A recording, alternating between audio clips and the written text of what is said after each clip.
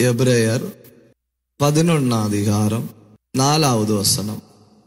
விசுவாசத்தினாலே ஆபேல் காயினுடைய பலியிலும் மேன்மையான பலியை தேவனுக்கு செலுத்தினான். அதனாலே அவன் நீதிமான் என்று சாட்சி பெற்றான். அவனுடைய காணிக்கைகளை குறித்து தேவனே சாட்சி கொடுத்தார். அவன் மரித்தும் இன்னும் பேசுகிறான். எனக்கு அதுல ஒரு வார்த்தை ரொம்ப பிடிச்சிருக்கு பாத்தீங்களா? அவன் மரித்தும் இன்னும் பேசுகிறான்.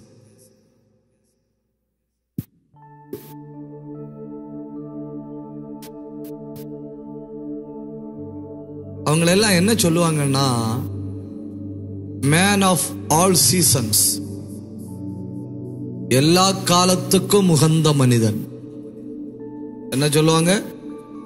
எல்லா காலத்துக்கும் உகந்த மனிதன். ஏன்னா செத்து போய் கிட்டத்தட்ட 6000 ஆண்டு, இறந்து போய் கிட்டத்தட்ட 6000 ஆண்டு.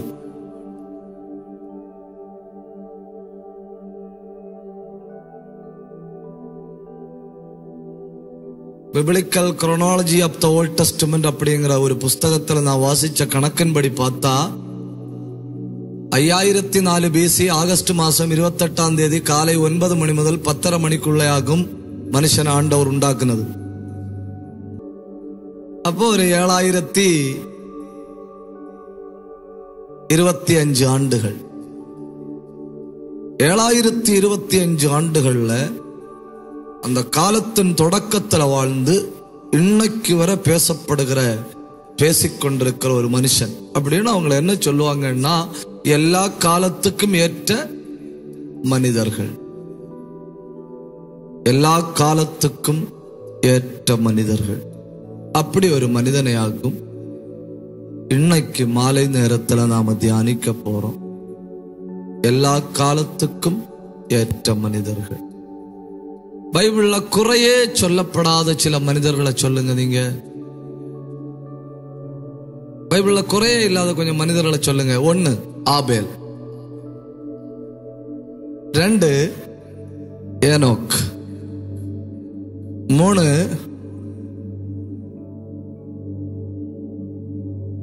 பைபிள்ல ஏகப்பட்ட கதாபாத்திரங்களுக்குள்ள குறை சொல்லப்படாத மனிதர்கள் அப்படிங்கிறது கொஞ்சம் பேர் தான் உண்டு. குறை சொல்லப்படாத மனிதர்கள்னு கொஞ்சம் பேர் தான் உண்டு. அதுல முக்கியமான ஒரு ஆள் யார் தெரியுமா? தானியேல். முக்கியமான ஒரு ஆள் தானியேல். யூதர்கள் பிள்ளைகளுக்கு பேரு போடும்போது 2 காரியத்துல கவனமா இருக்கணும். 2 காரியத்துல கவனமா இருக்கணும். 1, பிள்ளைகளுடைய பெயர் YAH முடியுதா அப்படின்னு கவனமா இருப்பணும். இல்லைன்னா IAH அப்படி முடியுதா அப்படிங்கிற கவனமா இருப்பணும். ஏசாயா IAH, அமசியா IAH, உசியா IAH, உரியா IAH. கவனமா இருப்பணும். ஏன்னா அந்த பெயர்கள் எல்லாம் யெகோவான்னு சொல்லி முடியுது. யெகோவா, எசேக்கியா. 2 ஏல் அப்படின்னு முடியுதான்னு கவனமா இருப்பணும். EL, ஏல். கொஞ்சம் பேர் சொல்லுங்க. எசேக்கியேல், சாமுவேல், தானியேல், உரியேல், ரஃபாயேல், அரியேல், யோவேல். ஒண்ணு பேர் எப்படி முடியணும்? IAH முடியணும். யெகோவா, யாஹ். இல்லைன்னா எப்படி முடியணும்? ஏல், EL அப்படின்னு முடியணும். நல்ல ஆவிக்குரிய பெற்றோர்கள் பிள்ளைகளுக்கு பேர் போடும்போது இதுல கவனமா இருப்பணும். பைபிள் காலத்துல உலகத்துல மிகப்பெரிய வொக்காபுலரி தெரியுமா? உலகத்துல மிகப்பெரிய வொக்காபுலரி, ஒற்ற வொக்காபுலரி. நான் ஒரு இடத்துல கேட்டேன், உலகத்துல மிகப்பெரிய வொக்காபுலரி. அப்ப அவங்க சொல்லி தரணும், நம்மளை விட பயங்கரமா திங்க் பண்ணுவோம் சில ஆட்கள். அவங்க சொல்லி தரணும் ஸ்மைல்ஸ். என்ன ஸ்மைல்ஸ்? SMILES. நான் கேட்டேன் அது எப்படி? அப்ப அவங்க சொல்லணும் 2 S கடையில 1 மைல் நீளம் கிடக்குன்னு.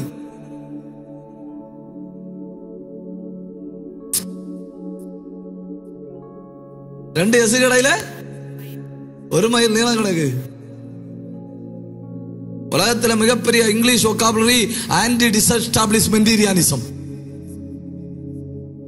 ஒரு தடவை கூட சொல்லுங்க பாஸ்டர், நோட் பண்ணலாம். அப்படி வேண்டாம்.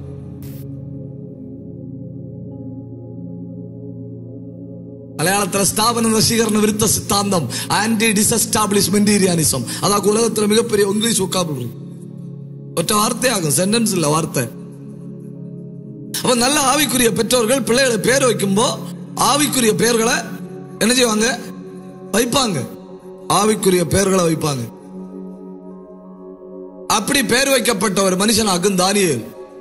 தானியேல் என்கிற வார்த்தைக்கு அர்த்தம் God is judge.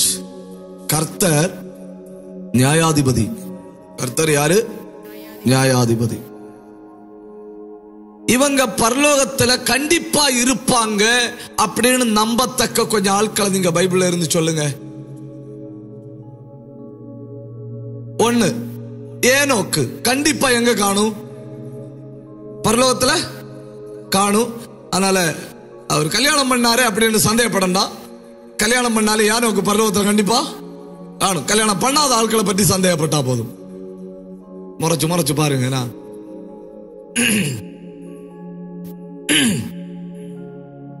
ஏனோ கண்டிப்பா பரலோகத்துல காணும். அப்புறம் கண்டிப்பா பரலோகத்துல உண்டுன்னு சொல்ற ஆட்கள் எலியா, அப்புறம் மோசே, அப்புறம் ஸ்தேவான்.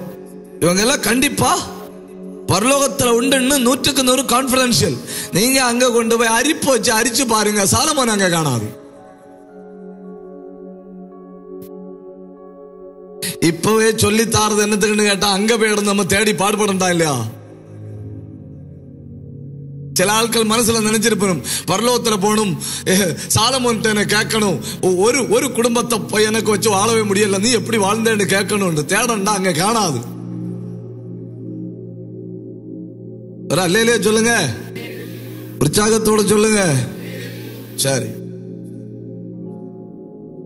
பரலோகத்தில் இருக்கிறார் அப்படின்னு கண்டிப்பா நம்பத்தக்க அடுத்த ஆள் யார் தெரியுமா? தானியேல். அது எப்படி தானியேல் கண்டிப்பா பரலோகத்தில் உண்டு நமக்கு தெரியும்? அதுக்கு ஆதாரமான ஒரு வசனம். இந்த வசனத்தை சொல்லும் உங்களுக்கு கண்டிப்பா தெரியும் தானியேல் பரலோகத்தில் உண்டு. தானியேல் தீர்க்கதரிசியின் புஸ்தகம் அதனுடைய 12ஆம் அதிகாரத்தை கொஞ்சம் கையில எடுங்க. 12ஆம் அதிகாரம் 9வது வசனம்.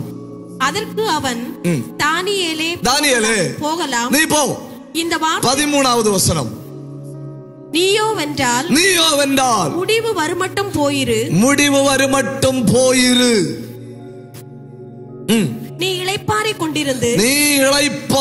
கொண்டிருந்து நாட்களின் முடிவிலே உன் சுதந்திர வீதத்துக்கு எழுந்திருப்பாய் என்றான். கான்பிடண்டா தானியேல் எங்க உண்டு? பரலோகத்துல உண்டு. ஒரு கர்த்தருடைய தூதன் தானியேலை பார்த்து, கண்டிப்பா நீ பரலோகத்துல உண்டு, நீ உன் சுதந்திர வீதத்தை பெறும்படி எழுந்து வருவாய், இப்போ நீ போகலாம் அப்படின்னு சொல்லுவதற்கு 12 காரணங்கள். எத்தனை காரணங்கள்? 12 காரணங்கள். ஒவ்வொன்னா நாம பார்த்து ஏன் இவ்வளவு உறுதியா அவனை பற்றி சொல்லி இருக்குன்னு பார்த்து நாம ஒரு முடிவுக்கு வருவோம். நம்மளால முடியுமான்னு பார்ப்போம். 1, தானியேலை பற்றி அவ்வளவு உறுதியா சொல்ல காரணம், தானியேலுக்கு உயிரினும் மேலானது ஜெபம். என்ன? உயிரினும் மேலானது ஜெபம். நான் அந்த இடத்துல என்ன முடிவுக்கு வந்திருப்பேன் தெரியுமா? உயிரோட இருந்தா இன்னும் ஜெபிக்கலாம். உயிரோட இருந்தா இன்னும் ஜெபிக்கலாம். 1 மாசம் தானே கட்டுப்பாடு. கட்டுப்பாடு எத்தனை மாசம்? 1 மாசம். 1 மாசம் தாண்டி நான் உயிரோட இருந்தா அடுத்து நான் என்ன பண்ணலாம்? ஜெபிக்கலாம். அப்படிங்கிற ஒரு லாஜிக்கல் கன்க்ளூஷனுக்கு தான் நாம வந்திருப்போம். ஆனா அவன் சொல்றான், உயிரோட இருக்கிறத விட பெருசு இந்த உலகத்துல ஒண்ணு உண்டு, அது ஜெபம். ரட்சிக்கப்படாத மனுஷனுக்கு அல்டிமேட் உலகத்துல மிகப்பெரியது என்னன்னு கேட்டா உயிர். ரட்சிக்கப்படாத மனுஷனுக்கு இந்த உலகத்துல மிக பெருசு என்னன்னு கேட்டா உயிர். உயிர். ஆனா ரட்சிக்கப்பட்ட ஒரு தேவ பிள்ளைக்கு உயிரை விட பெரிய 8 காரியங்கள் உண்டு. எத்தனை காரியங்கள் உண்டு? 8 காரியம். உயிரினும் மேலானவைகள்னு சொல்லி எழுதி வைங்க. 1. நீங்களே 1 சொல்லுங்க. உயிரை விட மேலானது என்னன்னு கேட்டா என்ன சொல்லுவீங்க? சரி, நான் தொடங்கி வைக்கிறேன். அப்ப நீங்க ஒண்ணு முடிக்கணும். என்ன? தேவனே, நீர் என் தேவன், அதிகாலமே உம்மை தேடுகிறேன். வறண்டதும் விடாய்த்ததும் தண்ணீரற்றதுமான நிலங்களில் என் ஆத்துமா தேவன் மேல் பிரியமாயிருக்கிறது. என் மாம்சமானது உம்மை வாஞ்சித்து கதறுகிறது. இப்படியே உம்முடைய பரிசுத்த ஸ்தலத்துல உம்மை பார்க்க ஆசையாயிருந்து உமது வல்லமையும் உமது மகிமையும் கண்டேன். ஜீவனை பார்க்கிலும், ஜீவனை பார்க்கிலும் உமது கிருபை நல்லது. அப்ப உலக மனுஷனுக்கு மிக பெருசு அப்படிங்கிறது என்ன? உயிர். 63ஆம் சங்கீதம் 3வது வசனம். ஒரு தேவ பிள்ளைக்கு ஜீவனை பார்க்கிலும் உம்முடைய கிருபை நல்லது. என் உதடுகளும் உம்மை துதிக்கும். கை தட்டி ஆண்டவரை மகிமைப்படுத்துங்க. ஹல்லேலூயா, ஹல்லேலூயா. நல்ல கை தட்டி. அவங்களுக்கு ஜீவன் பெருசு, நமக்கு ஜீவனை விட கிருபை பெருசு. சுவிசேஷத்திற்காக இரத்த சாட்சிகளா மரித்தவர்கள் எத்தனை பேர் தெரியுமா? சுவிசேஷத்துக்காக இரத்த சாட்சிகளா மரிச்சது ரொம்ப பேர் ஒண்ணும் கிடையாது, கொஞ்சம் பேர் தான். 16 கோடி பேர். எத்தனை பேர்? 16 கோடி பேர். நான் உங்கள்கிட்ட சொல்றேன் சகோதரர்களே, ஒன்னில் இந்த 16 கோடியும் முட்டாள்களா இருக்கணும். 16 கோடியும் யாரா இருக்கணும்? முட்டாள்களா இருக்கணும். உயிருக்கு மதிப்பு தெரியாத முட்டாள்களா இருக்கணும். 16 கோடி பேர் உயிரை பணயம் வச்சிருக்குன்னு சொன்னா இந்த 16 கோடி பேரும் உயிருக்கு விலை தெரியாத முட்டாள்களா இருக்கணும். இல்லன்னா இந்த 16 கோடி பேரும் உயிரை விட பெரிய ஏதோ ஒன்றை கண்டவர்களா இருக்கணும். அது என்ன? ஜீவனை பார்க்கலும் உமது கிருபை நல்லது. அதுதானே உண்மை இல்லையா? 2 நிமிஷம் கை தட்டுங்க, 2 நிமிஷம் வாயை திறங்க. இந்த மாலை நேரத்தில் ஜீவனை பார்க்கலும் கிருபை நல்லது.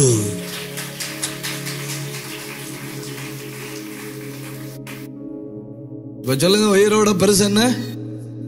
கிருபை. ஏன்னா ஏன் அப்படி நான் சொன்னேன் தெரியுமா? உயிரோட வச்சிருக்கிறதே கிருபை. இல்லன்னா நமக்கு வந்த பிரச்சனைக்கு, நாம சந்தித்த நெருக்கடிக்கு நம்மளா போட்டு தள்ளி இருக்கணும், இல்ல சாத்தானே நம்மளை போட்டு தள்ளி இருக்கணும், இல்ல யாராவது நம்மளை போட்டு தள்ளி இருக்கணும், இல்லன்னா ஹாஸ்பிட்டல் வச்சு பாடி வெளியே வந்திருக்கணும். விடல. ஏன் தெரியுமா விடல? ஏன்னா ஜீவனை விட பெரிது ஒண்ணு இருக்கு. அதை நீ அறியணும், அதை நீ கண்டறியணும், அதை நீ உணரணும், அதற்கு நீ சாட்சியா இருக்கணும். ஜீவனை பார்க்கணும் உமது கிருபை நல்லது. என்ன பொறுத்தவரை இது உண்மைன்னு சொல்றவங்க மட்டும் ஒண்ணு வலது கையை உயர்த்துங்க. வலது கையை உயர்த்தி ஒரு தடவை சொல்லுங்க, ஜீவனை பார்க்கலும் மது கிருபை நல்லது. எத்தனை தடவை சத்துரு பயப்படுத்தினா இல்லையா? எத்தனை தடவை சத்துரு என்னெல்லாம் முயற்சி எடுத்தா இல்லையா? அந்த நேரத்தில் எல்லாம் உயிரை விட மேல இருந்தது கிருபை தானே இல்லையா? கிருபை, கிருபை. சொல்லுங்க, சொல்லுங்க. 63ஆம் சங்கீதத்தை தெரிஞ்சவங்க வாயை திறந்து சொல்லுங்க, தேவனே நீர் என் தேவன், அதிகாலமே உம்மை தேடுகிறேன். வாயை திறந்து சொல்லுங்க, வறண்ட விடாய்த்த தண்ணீர் அற்ற நிலங்களில் என் ஆத்துமா தேவன் மேல் பிரியமா இருக்கிறது. என் மாம்சமை வாஞ்சித்து கதறுகிறது. உம்மை பார்க்க ஆசையோட தேவாலயத்தில் வந்தேன். அங்க வந்து உமது வல்லமையை கண்டேன், உமது மகிமையை கண்டேன். அப்பதான் எனக்கு ஒரு காரியம் புரிந்தது. ஜீவனை பார்க்கலும் உமது கிருபை நல்லது. என் உதடுகள் உம்மை துதிக்கும். Praise the Lord. கிருபைக்கும் இரக்கத்துக்கும் வித்தியாசம் உண்டு. கிருபைக்கும் இரக்கத்துக்கும் வித்தியாசம் உண்டு. கிருபைன்னா நமக்கு எதை பெற்றுக்கொள்ள தகுதி இல்லையோ அதை நமக்கு தருவது கிருபை. அதை நமக்கு தருவது கிருபை. இரக்கம் எப்படின்னா நாம எதை பெற்றுக்கொள்ள தகுதியானவர்களோ அதை தடுப்பது இரக்கம். புரியல? எனக்கும் புரியல. எதை பெற்றுக்கொள்ள நாம தகுதியானவர்களோ அதை தடுப்பதுக்கு பேரு இரக்கம். நம்ம எதை பெற்றுக்கொள்ள தகுதியானவர்கள்? நம்ம அநேக அடிக்கு பாத்திரர்கள், எதுக்கு? அநேக அடிக்கு. அதை தடுத்தில்லையா, அதுக்கு பேரு இரக்கம். இரக்கம் தடுத்தது. கிருபை நம்ம எதற்கு தகுதி இல்லாதவர்களோ அதையெல்லாம் நமக்கு தந்து ஜெயத்தோட நடத்துகிறது. கை உயர்த்தி ஒரு அல்லேலூயா சொல்லுங்க. உயிரை விட பெரியது ஒண்ணு கிருபை. 2, உயிரை விட பெரியது அன்போடு கூடிய கீழ்ப்படிதல். எப்படி? அன்போடு கூடிய கீழ்ப்படிதல். obedience with love. ஆதியாகமம் 22 அதிகாரம் 16வது வசனம். நீ என் புத்திரன் என்றும் உன் ஏக சுதன் என்றும் பாராமல் அவனை ஒப்பு கொடுத்து இந்த காரியத்தை செய்தபடியால். பாத்தீங்களா? நம்ம யாருக்காவது தரிசனத்தில் ஆண்டவர் வந்து உன் குமார்னு எனக்கு தான்னு கேட்டா கான்பிடண்டா நாம என்ன சொல்லுவோம்? போ சாத்தானே, பொல்லாத ஆவி. ஏன்னா நமக்கு ஆல்ரெடி நமக்கு மனசுக்குள்ள ஒரு முடிவு இருக்கு. 10 ரூபாய் கேட்டா ஆண்டவர், 1000 ரூபாய் கேட்டா சாத்தான். புரியல? மகனே 10 ரூபாய் எனக்கு தான்னு கேட்டா ஆண்டவர். எனக்கு இருக்கிற பாடம் வச்சு என் வேதனைகளை எல்லாம் அறிஞ்ச ஆண்டவர் என்னிடத்துல 10 ரூபாய் கேட்டாருன்னு. 1000 ரூபாய் கேட்டா பொல்லாத ஆவி சில நாட்களா என்னிடத்துல பேசுகிறதுன்னு. அதாவது நம்ம நெஞ்சில உரசிட்டு போற மாதிரி கேட்டா சாத்தானும், நம்ம தலைமுடியில உரசிட்டு போற மாதிரி கேட்டா காணாத ஆளு இங்க போயாச்சோ. தலைமுடியில உரசிட்டு போறது மாதிரி கேட்டா ஆண்டவரும். கொஞ்ச நாள் இவன் ஒரு சவுண்ட் டிஸ்டர்ப் பண்ணுது. உன் மகனை எனக்கு தான், உன் மகனை எனக்கு தான். ஆபிரகாம் உடனே 3 நாள் உபவாசம் போட்டு முழங்கால நின்று கொஞ்ச காலமாய் வாக்குத்தத்த சந்ததி எடுக்கும்படி சத்துரு பயங்கரமாய் சொப்பனத்துல வந்து போராடுகிறான். இப்படி சொல்ல முடியாது. என்ன உடனே கிராஸ் பண்ணுவாரு. கிராஸ் பண்ணி சொல்லுவாரு, ஏ தந்தையே நான் தான் கேட்கிறேன்னு. பாத்தீங்களா? வேதனைப்படுற மாதிரி ஏதாவது கேட்டா உடனே யாரு கேட்டது? சாத்தான். அந்த ஃபார்முலா எங்கிட்டு வந்துன்னு எனக்கு தெரியல, உங்களுக்கு தெரியாது, நமக்கு தெரியாது. நமக்கு தெரியாத எதுக்கு தோண்டிப்பாங்கன்னு விட்டு தள்ளுவோம். நெஞ்சுக்குள்ள வேதனை வார மாதிரி ஏதாவது கேட்டா அது கேட்டது சாத்தான்.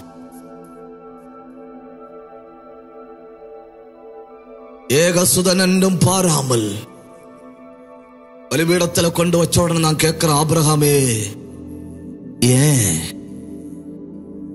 ஆபிரகாம் சொல்றாரு, 75 வயசுல புறப்பட்டு வான்னு சொன்ன அந்த சத்தம் என்ன சத்தம் எனக்கு தெரியும். அதே சத்தம் தான் என்னிடத்துல சொல்லிச்சு, குமாரனை தான். ஒரு அல்லேலூயா சொல்லுங்க, உற்சாகமா சொல்லுங்க. அவன் சொல்றான், 30 ஆண்டுகளா இந்த சவுண்ட் கேட்டு இருக்கிறேன். இது சாத்தானுடைய சத்தம் அல்ல, இது ஆண்டவருடைய சத்தம். அவர் என் குமாரனை கேட்கிறாரு. அப்படின்னா எனக்கு குமாரனை விட, குமாரன் உயிரை விட எனக்கு முக்கியம். என்னை அழைத்த அந்த ஆண்டவருக்கு அன்போட கீழ்ப்படிய விரும்புறேன். கை உயர்த்தி ஒரு அல்லேலூயா சொல்லுங்க.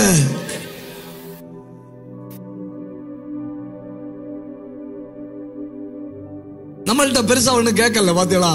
நம்மள்ட்ட பெருசா ஒண்ணு எப்படி நம்பி கேட்பாரு? நம்மளே பின்ன காணாது. நம்ம வாரதே கிருபை, நம்ம வாரதே கிருபை. ஆண்டவரே நான் வந்தேன் இல்லையா, அதுக்காக சந்தோஷப்படும். அதுக்கு மேல கர்த்தர் ஏதாவது சின்ன கண்டிஷன் போட்டாருன்னா பின்ன நம்மள என்ன செய்யாது? காணாது. சொல்றான், இல்ல நீங்க நினைக்கிறீங்க உயிர் தான் பெருசுன்னு. ஆபிரகாம் சொல்றாரு, உயிரை விட மேலானது அன்போடு கூடிய கீழ்ப்படிதல். 3 தானியேல் 3ஆம் அதிகாரம் 17வது வசனம்.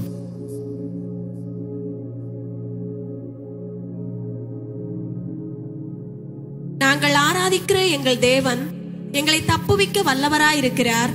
அவர் எரிகிற அக்கினி சூளைக்கும் ராஜாவாகி உம்முடைய கைக்கும் நீங்களாக்கி விடுவிப்பார். அடுத்த வசனம். விடுவிக்காமற் போனாலும் நாங்கள் உம்முடைய தேவர்களுக்கு ஆராதனை செய்வதும் இல்லை, நீர் நிறுத்தின பொற்சிலையை பணிந்து கொள்வதும் இல்லை என்கிறது ராஜாவாகி உமக்கு தெரிந்திருக்க கடவுது என்றார்கள்.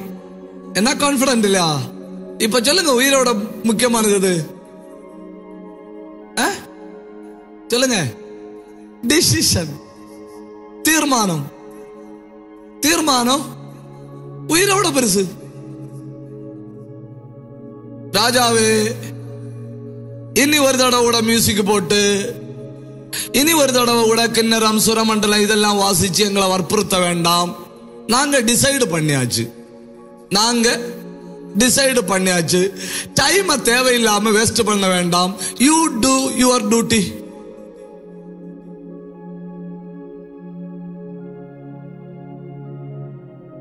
ஏன்னா தீர்மானம் உயிரினும் மேலானது. இப்ப சொல்லுங்க, உயிரை விட பெருசு என்ன? ஒவ்வொன்னா சொல்லுங்க. உயிரை விட பெரியது கிருபை. 2, உயிரை விட பெரியது அன்போடு கூடிய கீழ்ப்படிதல். 3, உயிரை விட பெரியது தீர்மானம். 4, யோபு 13 அதிகாரம் 15வது வசனம். அவர் என்னை கொன்று போட்டாலும் அவர் மேல் நம்பிக்கையா இருப்பேன். அவ்வளவுதான். அனுபவிக்க வேண்டியதெல்லாம் அனுபவிச்சாச்சு, போக வேண்டியதெல்லாம் போயாச்சு. இனி மீதி இருக்கிறது என்ன? உயிர். இனி சப்போஸ் அவர் உயிரை எடுத்தாலும் நம்புவேன் என் இயேசு ஒருவரை. நான் பாட மாட்டேன், தெரியுமா உங்களுக்கு? நான் பாட்டுனா இடம் கலவர பகுதியாய் மாறும்.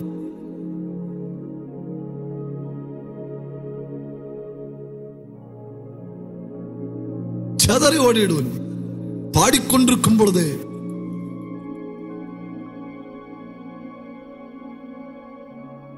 அவன் சொல்றான், பிள்ளைகளை இழந்தேன், வாழ்க்கை இழந்தேன், சரீரத்தை இழந்தேன், வருமானத்தை இழந்தேன், இந்த உலகத்தில் எதெல்லாம் இருக்குன்னு நினைச்சனோ எல்லாம் இழந்தேன். இனி எனக்கு கொடுப்பதற்கு பாக்கி இருப்பது உயிர் மட்டும். இப்ப சொல்றேன், உயிரே போனாலும் அவர் என் தேவன்.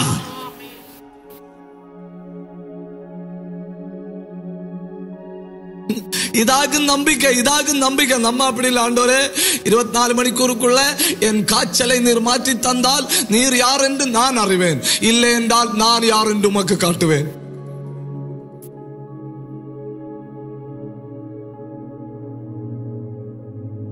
எல்லாம் போய் சிரட்டை எடுத்து சாம்பல்ல உட்கார்ந்து கிண்டிட்டு இருக்கிற அவன் சொல்றான், இன்னும் எனக்கு ஒண்ணு இருக்கு, அதை சத்துருவும் எடுக்க முடியாது, மனைவியும் எடுக்க முடியாது, உலகத்தில் யாரும் எடுக்க முடியாது.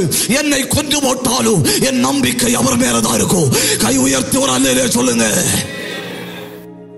என்னை சுற்றி இருந்தில்லையா, என்னை சுற்றி இருந்த எல்லாம் போச்சு இல்லையா. என் நம்பிக்கை பணத்தின் மேல இல்ல, என் நம்பிக்கை பிள்ளைகள் மேல் இல்ல, என் நம்பிக்கை வருமானத்தின் மேல இல்ல, என் நம்பிக்கை ஆடுகள் மேல் இல்ல, என் நம்பிக்கை மாடுகள் மேல் இல்ல, என் நம்பிக்கை எருதுகள் மேல் இல்ல, என் நம்பிக்கை ஒட்டகங்கள் மேல் இல்ல, என் நம்பிக்கை உலகத்தோட எதன் மேலும் இல்ல. அதனால எல்லாம் இழந்தாலும் நம்பிக்கை இழக்கல்ல. இனி எனக்கு இருக்கிற உயிரே போனாலும் கர்த்தர் மட்டும் என் நம்பிக்கை. என்ன பயங்கரம் இல்லையா? நமக்கு அப்படி சொல்ல முடியாது. ஏன் சொல்ல முடியாது தெரியுமா? நம்ம நம்பிக்கை எல்லாம் அப்படி சிதறி கிடக்கு.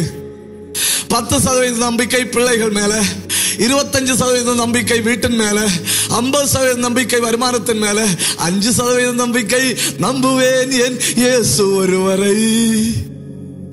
அதனால 95% போச்சுன்னு வைங்க, தென்னை மரத்துல நம்மளை உட்கார வச்சுட்டு இடையில அறுத்தது போல ஆயிப்போ. சரியாவாது.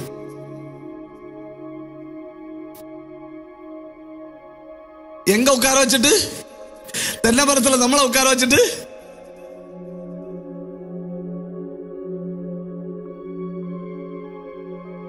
அவன் சொல்றான், இல்ல நான் அதுல ஒண்ணு நம்பிக்கை என்ன செய்யல.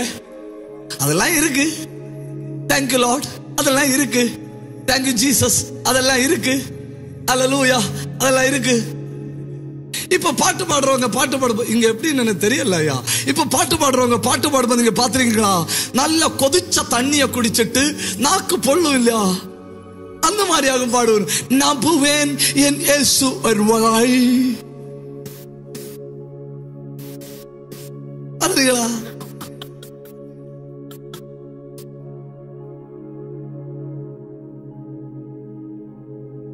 முதல்ல பாடக்கூடாது, முதல்ல அந்த நாக்கை நீட்டி வச்சு கொஞ்சம் தேனை தடவும்.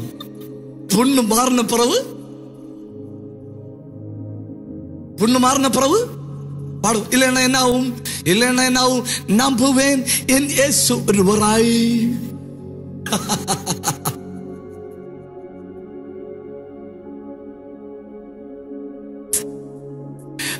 ஒரு %ன்னா பரவாயில்ல. இப்ப பிரச்சனை என்னன்னா 99% ஆட்களுக்கு நாக்கு பொழுது.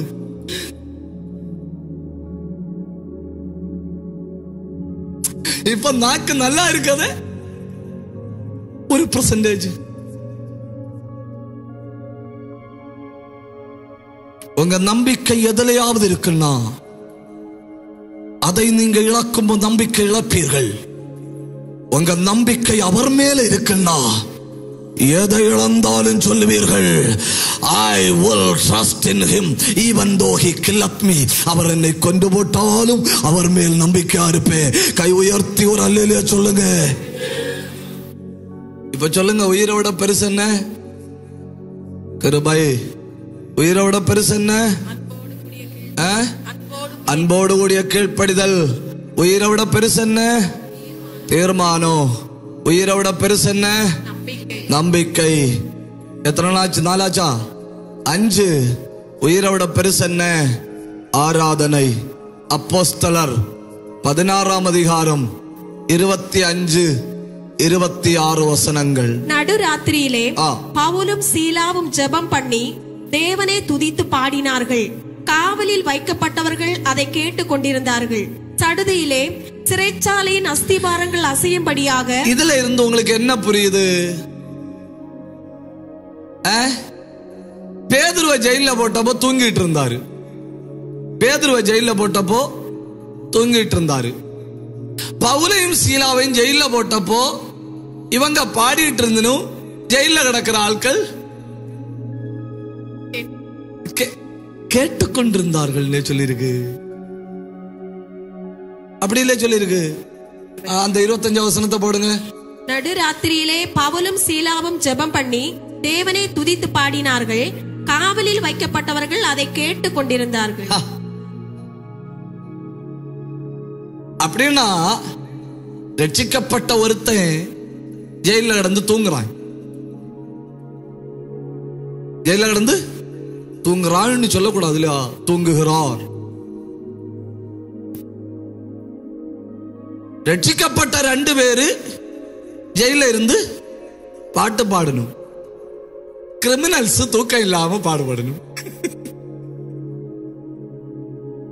ஐயோ, யாருட்ட சொல்லுங்க. நான்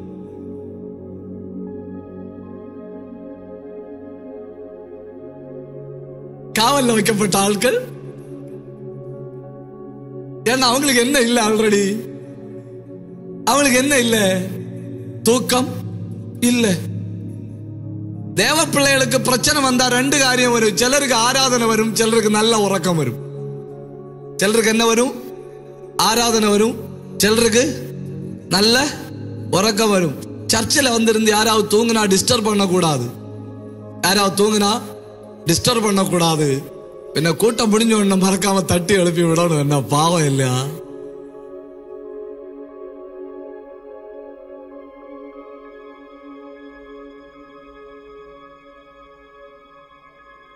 சரி, நமக்கு விட்டு தள்ளுவோம். அந்த வசனத்தை நீங்க அப்படியே கையில வச்சுட்டு மேல் பகுதியில கொஞ்சம் பாருங்க. என்ன கொஞ்சம் அந்த வசனத்தின் மேல் பகுதியை பார்க்கணும். நான் சொல்லுகிற வசனங்களை மட்டும் வாசிங்க. 19வது வசனம்.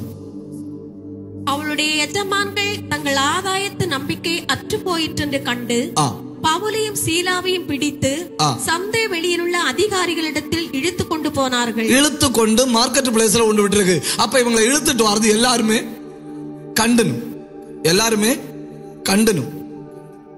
வாழ்க்கையில ரொம்ப முக்கியம் என்ன? பிரஸ்டீஜ். வாழ்க்கையில ரொம்ப முக்கியம் என்ன? பிரஸ்டீஜ். கரண்ட் போன பிறகு வாழ்க்கையில என்ன நடந்தாலும் பரவாயில்ல, கரண்ட் உள்ளப்ப நல்லா இருக்கணும். சரி ஆகாதுன்னு தோணும். கரண்ட் உள்ளப்போ நல்லா இருக்கணும், 4 பேர் பார்க்கும்போது நீட்டா இருக்கணும், விஐபி மாதிரி இருக்கணும். அது போச்சு, எல்லாருக்கும் முன்ன வச்சு சந்தையில இழுத்துட்டு வந்தாச்சு. சரி, அடுத்து அவர்களை அதிகாரிகளிடத்தில் ஒப்புவித்து, யூதர்களாகி இந்த மனுஷர் நம்முடைய 22வது வசனம். அப்பொழுது ஜனங்கள் கூட்டம் கூடி அவர்களுக்கு விரோதமாய் எழும்பினார்கள்.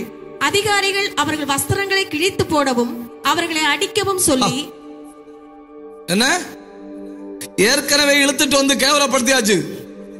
இப்ப அடுத்து ஜட்ஜி தீர்ப்பு சொல்றாரு, இவங்களுக்கு உறுதுணி என்ன தெரியும்? வஸ்திரங்களை கிழித்து போடவும், வஸ்திரங்களை உருவிட்டு அடி. என்னத்தினால அடிச்சுன்னு தெரியுமா? தடியினால். எதனால? தடியினால் அடிச்சனும். அப்புறம் 24வது வசனம். அவன் இப்படிப்பட்ட கட்டளையை பெற்று அவர்களை உட்காவல் அறையிலே அடைத்து அவர்கள் கால்களை தொழு மரத்தில் மாட்டி வைத்தான். பாத்தீங்களா? எங்க? பிரிசன்ல இல்ல, பிரிசன்ல இல்ல, இன்னர் பிரிசன். எங்க? எங்க? உள்காவல்.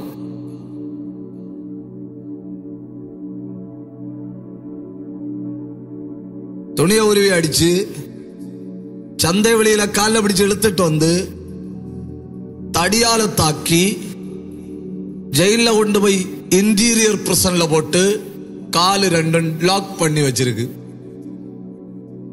காலு 2 லாக் பண்ணி வச்சிருக்கு.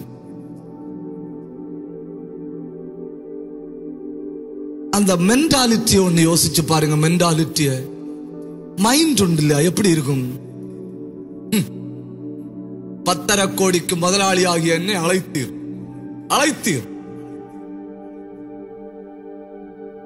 கப்பலையும் விட்டுட்டு பின்பற்றி வந்தேன். 5 ரூபா கர்த்தருக்காக நஷ்டப்பட்டா சாகிறது வரை சாட்சி சொல்லிட்டு நடப்பேன். தெரியுமா? கர்த்தரு சோதரம், ஆண்டவரை அழைத்த பொழுது நான் விட்டு வந்தேன். எவ்வளவு? 5 ரூபா. அது 5 ரூபான்னு சொல்ல மாட்டேனும். ஒரு பெலூன் மாதிரி ஊதி அங்க பெருக்கணும். நான் கர்த்தருக்காக விட்டு வந்தேன். அப்புறம் பக்கத்துல போய் மெதுவா தட்டி, எக்ஸ்கியூஸ் மீ, என்ன விட்டுட்டு வந்தீங்கன்னு கேட்டா 5 ரூபா.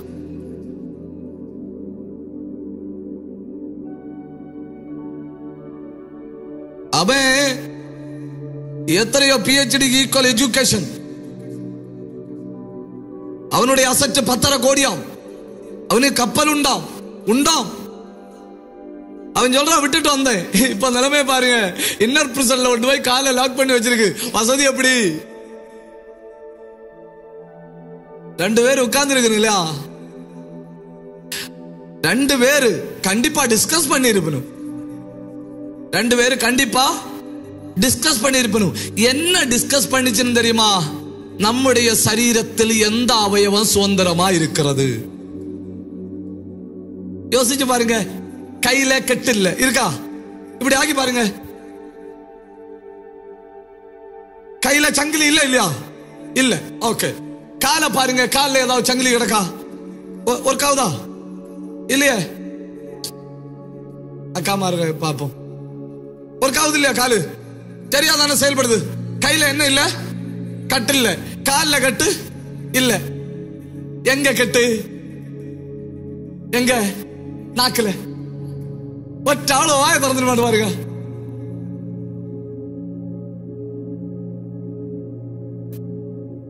பாதி ஆட்களுக்கு பைபிள் ஆக்கும் சிப்பனா, மீதி ஆட்களுக்கு வாயில ஆக்கும் சிப்பு.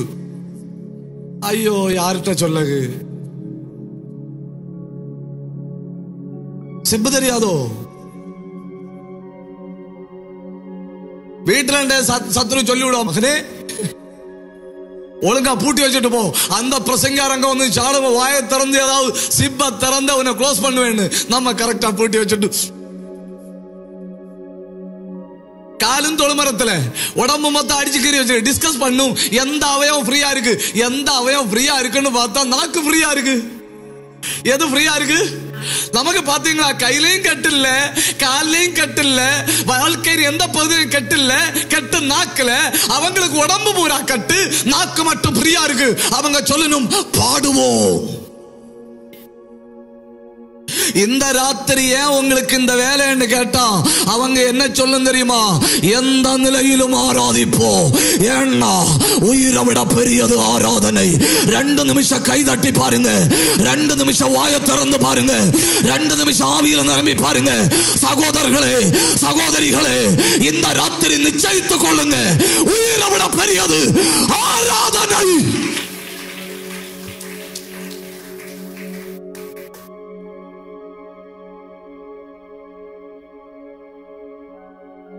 அவர்கள் கட்டப்பட்ட பகுதி என்னதுன்னு கண்டுபிடிச்சாங்க, சுதந்திரமா இருக்கிற பகுதி என்னதுன்னு கண்டுபிடிச்சாங்க.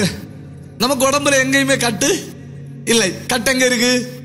நாக்குல. அவங்களுக்கு உடம்பு மொத்த கட்டு. எது சுதந்திரமா இருந்தது? நான் சொல்ற போல சொல்லுங்க, சொல்லுங்க. நாவு மட்டும். மெதுவா மெதுவா மெதுவா மெதுவா, கடைசி கடைசி விட்ட மெதுவா. நாவு மட்டும் சுதந்திரமா இருந்தால் வாழ்க்கை முழுவதும் சுதந்திரமாகும். நல்லா தானே இருக்குல்லையா? எதை மட்டும் சுதந்திரமா இருந்தா, நாவு மட்டும் சுதந்திரமா இருந்தா வாழ்க்கை மொத்தம் என்ன ஆகும்? காலு தொழிமரத்தில் மாட்டினாலும் சரி, வஸ்திரத்தை உரிந்து கொண்டாலும் சரி, அடிச்சு நொறுக்கு எடுத்து கட்டி போட்டாலும் சரி, உள்காவல்ல கொண்டு வச்சாலும் சரி, அதுக்குள்ள சுதந்திரமா இருக்கிற அவயவத்தை எடுத்து ஒரு பாட்டு பாட முடியுமானா 250 ஆண்டுகள் பழக்கம் உள்ள சிறைச்சாலையை உடைக்கும்படி கர்த்தர் தமது தூதனை அனுப்ப போகிறார்னு சொன்னா எத்தனை பேர் கை தட்டி ஆண்டவரை மகிமைப்படுத்த முடியும்? ஹல்லேலூயா, ஹல்லேலூயா, ஹல்லேலூயா. 2 நிமிஷம் கை தட்டுங்க, கை தட்டுங்க, வாயை தரங்க, நல்ல கை தட்டுங்க. அது நகடக துரமதன பிரௌடமதன அந்தல் கமன கடகல் கனாதன. அத்தனை பேர் கை தட்டணும், அத்தனை பேர் கை தட்டணும், அத்தனை பேர் வாயை திறக்கணும். மொத்தமா விட்டு கொடுங்க. 2 நிமிஷம் ஆண்டவர் ஆராதிங்க. உயிரை விட பெரியது ஆராதனை, ஜீவனை விட பெரியது ஆராதனை, உயிரை விட பெரியது ஆராதனை. உயிரோட வச்சதே ஆராதிக்கும்படி. அவரிடத்துல பிரசங்கம் பண்ண போனேன். ஒரு ஆள் அல்லேலியா சொல்றாரு. அந்த ஆள் அல்லேலியா சொல்லும் போது பயங்கர சவுண்டா இருக்குன்னு ஒவ்வொரு தடவை அல்லேலியா சொல்லும் போது இப்படி கையை வச்சுட்டு அல்லேலியா சொல்றாரு, இப்படி கையை வைக்கிறாரு, அல்லேலியா சொல்றாரு. இனி அவர்கிட்ட ஏன்னு கேட்காம போனோன்னு வைங்க, ஊரு போய் சேர்றது வரை மனசு சும்மா இருக்குமா? என் கர்த்தாவே என்னத்தை கை வச்சாரோ, என்னத்தை கை வச்சாரோ அப்படின்னு அந்த அந்த தொந்தரவு வேண்டான்னு சொல்லி கூட்டம் முடிஞ்ச உடனே போய் கேட்கலான்னு தீர்மானம் பண்ணி நான் அவர்கிட்ட போய் கேட்டேன், ஐயா நீங்க ரொம்ப சந்தோஷமா ஆண்டவரை உயர்த்துறீங்க, ஆனா நீங்க அல்லேலியா சொல்லும் போது நான் கவனிச்சேன் இங்க கை வச்சிருந்தீங்க ஏன் அப்படின்னு கேட்டப்போ அவர் சொல்றாரு, பாஸ்டர் எனக்கு இந்த இடத்துல சர்ஜரி பண்ணிருக்கு, 2 பைப்பு போட்டிருக்கு.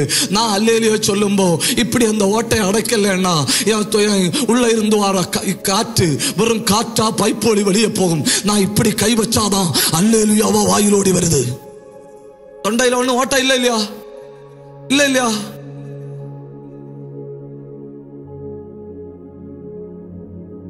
ஓட்ட இல்ல இல்லையா? நல்லா பாருங்க. பின்ன காற்று இங்கனோடி போகுது. ஒரு அல்லேலூயா நல்லா சொல்லுங்க. நாள் இப்படி கையை வச்சுட்டு கத்துறாரு.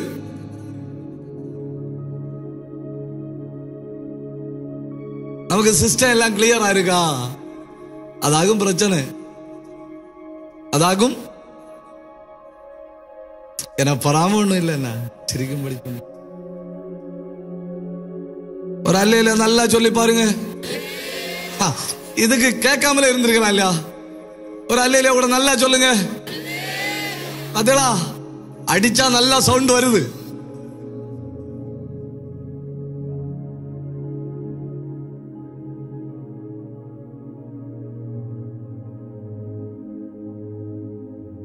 எழுபது வயசான ஒரு தாத்தா சர்ச்சில் இருந்து ஆராய்ச்சிட்டு இருந்தாரு. பக்கத்துல இருந்து ஒரு சின்ன பையன், அவரு பயங்கரமா அல்லேலியா போட்டதுல பையனுக்கு காதுல உள்ள இயர் ட்ரம் பொட்டி இருக்கு. என்ன பொட்டி இருக்கு? ட்ரம்.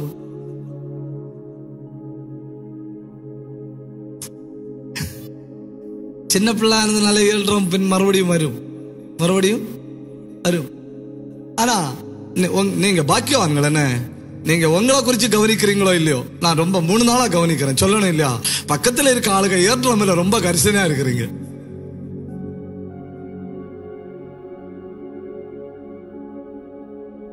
புரியுதாயா? ஒரு அல்லையா சொல்லுங்க. ஆமா, நம்மளால இன்னொரு ஆளுக ஏற்றம் என்னத்தை போட்டணும். உற்சாகமா ஒரு அல்லையா சொல்லுங்க. எனக்கு அந்த பைபிள்ல எனக்கு அந்த ஒரு வார்த்தை ரொம்ப பிடிக்கும். அப்படி இருந்தும், என்ன அப்படி இருந்தும், யோசிச்சு பாருங்க, இழுத்துட்டே வந்தனும், அப்படி இருந்தும் வஸ்திரங்களை உருவிச்சனும், அப்படி இருந்தும் அடிச்சனும், அப்படி இருந்தும் உட்காவல்ல போட்டனும், அப்படி இருந்தும் ஆராதிச்சாங்க இல்லையா? இல்லையா? ஈவன் தோ சத்துரு இதெல்லாம் எதுக்கு செஞ்சிருப்பான்? நீ வாதம் ஆராதிக்க கூடாதுங்கிற இதெல்லாம் செஞ்சிருப்பான். இவங்களை பாருங்க, அப்படி இருந்தும்.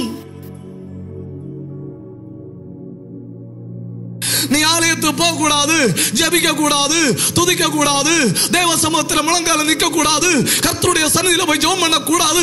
அதுக்காக தானே சாத்தா இதெல்லாம் செஞ்சான். அப்படி இருந்தும்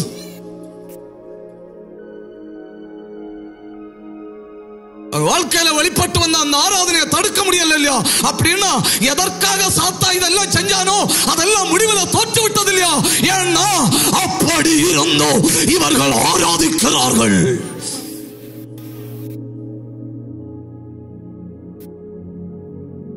இந்த ஜனத்தை ஒரு டியூட்டி, இந்த ஜனத்தை ஒரே ஒரு டியூட்டி. அது என்ன? இவர்கள் என் துதியை சொல்லி வருவார்கள். 2 நிமிஷம் ஆராதிக்க விருப்பம் உள்ளவங்க மட்டும் கண்ணை மூடி கை தட்டி வாயை திறந்து இருக்கிற இடத்தை மறந்து, கட்ட விழுகிறது, சங்கிலி உடைகிறது, கோட்டை விழுகிறது, அந்தகார வல்லமைகள் வெடித்து சிதறுகிறது, பாதாளத்தின் வாசல்கள் அசைகிறது. ஆவியில போராடுக. ரந்தர பந்தர பத்தர பந்தர ரியந்தர பந்தர கத்தல் கபரபலமா. அப்படி இருந்தோ பிரச்சனை வந்தோ, பலவீனம் வந்தோ, நெருக்கடி வந்தோ, துன்பம் வந்தோ, அப்படி இருந்தோ இவர்கள் ஆராதிக்கிறார்கள். நல்லா துதியுங்க, வெட்கப்படாதுங்க. நல்ல ஆவியில நிரம்புங்க. ராந்த பந்தார பத்தாரா ரியந்தர கந்தாரா. இந்த ராத்திரி ஆண்டவர் சொல்லட்டு, அப்படி இருந்தோ இவர்கள் என்னை ஆராதிக்கிறார்கள்.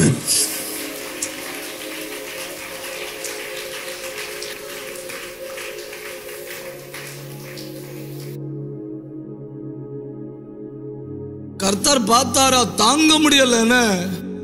தெய்வத்தினுடைய அந்த இமோஷன் அவரால் தாங்க முடியல. இதெல்லாம் செஞ்சுட்டு ஆராதிக்கணும். பாத்தீங்களா? கர்த்தர் தூதன் சொன்னாரு. அந்த ஜெயில வச்சு எத்தனை வருஷம் ஆச்சு? தூதன் சொன்னா 250 ஆண்டுகளுக்கு மேல். கர்த்தர் சொன்னாரு, பேய் இலக்கியம் கேட்டு.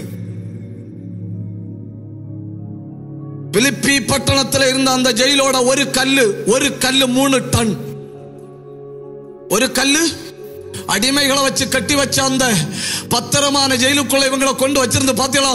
வெறும் ஒரு பாட்டு பாடினப்போ 3 டன் வெயிட்டுள்ள கல்லுகளை ஆவியானவர் எடுத்து தூர எறிஞ்சாருன்னா, கண்ணை மூடி ஆராதித்துக் கொண்டிருக்கும்போ நீங்க சுமந்து கொண்டு வந்த பிரச்சனைகளை ஆவியானவர் எடுத்து எறிகிறார்.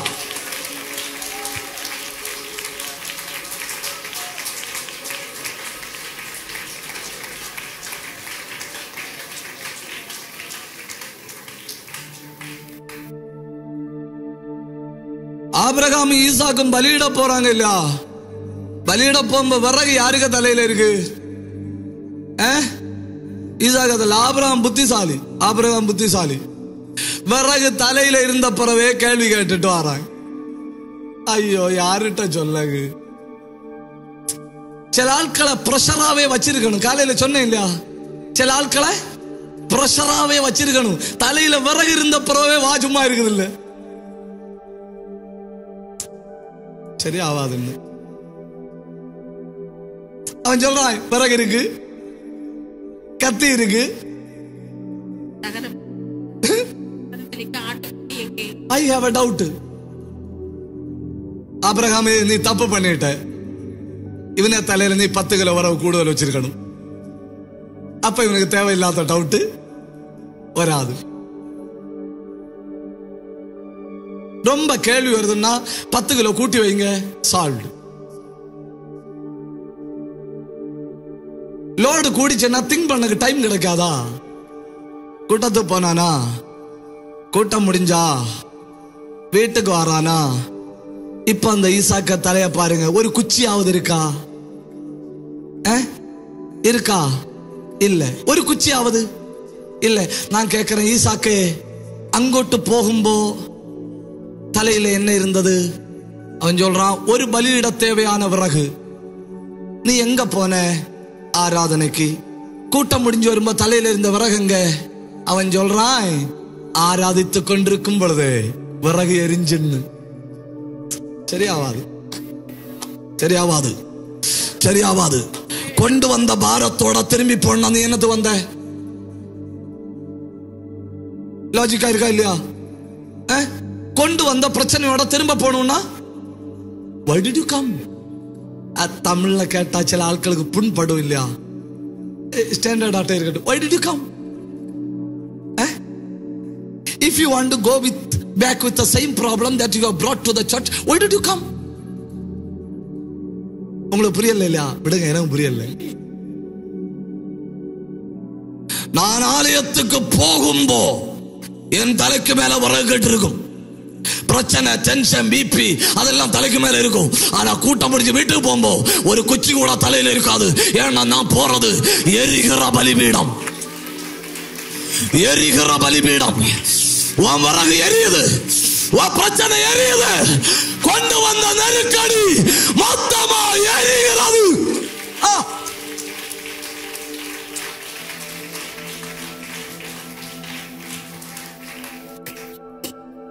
ஒரு அல்லேலூயா நல்லா சொல்லுங்க.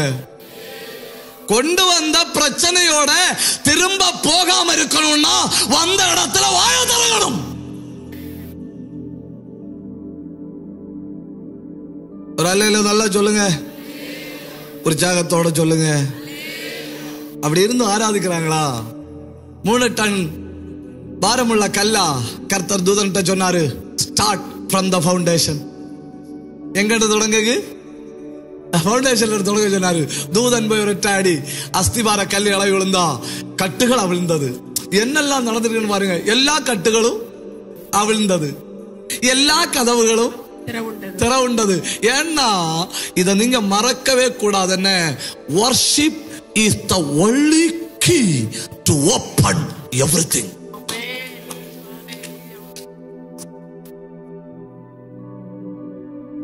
கால தொழுமரத்துல போட்டு பூட்டின பூட்டு வேறையா இருக்கும், லாக்கே வேற. அது எங்க கிடக்கு? சிறைச்சாலை தலைவனே எங்க சொல்லி வச்சிருக்கு? பண்டு இதாக்கு லாக்கர் இங்க சொல்லி வச்சிருக்கு. கையில மாட்டினதுக்கு தாக்கோல் எங்க சொல்லி வச்சிருக்கு? கீ இங்க சொல்லி வச்சிருக்கு. ஜெயிலுக்கு மெயின் டோருக்கு கேட் எங்க இருக்கு? இங்க இருக்கு. அந்த ஆளுங்க இடுப்பு மொத்தம் சுற்றி பார்த்தா ஒரு ஜுவல்ல இருக்க லுக்கு. ஏன்னா இது room number 141 key, 142 key, 143 key. ஆனா கரண்ட் இல்லைனாலும் அவர் நடந்து வருமா சவுண்ட் கேட்கணும்.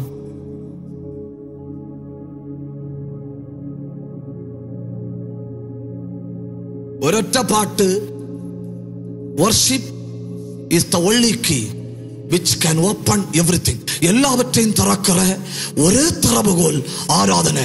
அந்த திறவுகோலை கையில எடுத்தனுமா எல்லாம் திறந்து, எல்லாம் திறந்து. அடுத்து அந்த இடத்துல நான் நீங்க என்ன இல்ல, நான் என்ன. கதவை திறந்தது யாரு? கர்த்தர். லாக் எடுத்தது யாரு? கர்த்தர். சிறைச்சாலையை உடைச்சது யாரு? கர்த்தர். அப்ப என்ன விடுவிச்சது யாரு? கர்த்தர். நான் என்ன பாய் போறேன். மறுநாள் பேப்பர்ல வரும் சிறைச்சாலை தலைவனை குத்தி கொண்டு விட்டு 2 கைதிகள் தப்பி ஓட்டம்.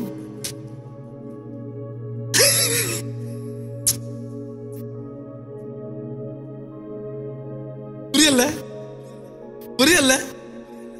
பின்ன அந்த தொழுமரம் உடைச்ச கேஸ், அந்த கீ செயின் உடைஞ்சது, அந்த ஜெயிலுக்கு ஃபவுண்டேஷன் உடைஞ்சது எல்லாம் யாருக்கு பேர்ல வரும்? ஒரு சாக்கு செக்ஷன் தலைக்கு மேல தூக்கி வச்சு கொடுப்பணும். சீலா சொல்றாரு பவுலிட்ட, கர்த்தர் கதவை திறந்தாரு, நமக்கு போவோம். பவுல் சொல்றாரு, நம்ம போனா அவன் சாவாய், நம்ம போனா அவன் சாவான். ஒண்ணு பண்ணுவோம், ஞானசானம் கொடுத்துட்டு போவோம், ஞானசானம் கொடுத்துட்டு போ. அவன் பார்க்கிறான், அவன் பார்த்தா அகமதாபாத் கிரிக்கெட் கிரவுண்ட் போல திறந்து கிடக்கு ஜெயிலு. அவன் உடனே சொல்றான், somebody please help me with a knife. யாராவது ஒரு ஆள் ஒரு கத்தி கொண்டு வாருங்க. சில்வர் கத்தி நடுராத்திரியிலும் பிளச்சுன்னு தெரியுதா. குத்தக்கு போனானா. அங்க இருந்து பவுல் சொல்றாரு, don't switch off, நாங்க எல்லாம் இங்க உண்டு. சுவிட்ச் ஆஃப் பண்ணா நாங்க உண்டு. அவன் கேட்கிறான், ஜெயில திறந்த பிறகு நீங்க ஓடலையாண்டு. நாங்க வந்து உனக்கு ஞானசானம் தரகன்னு.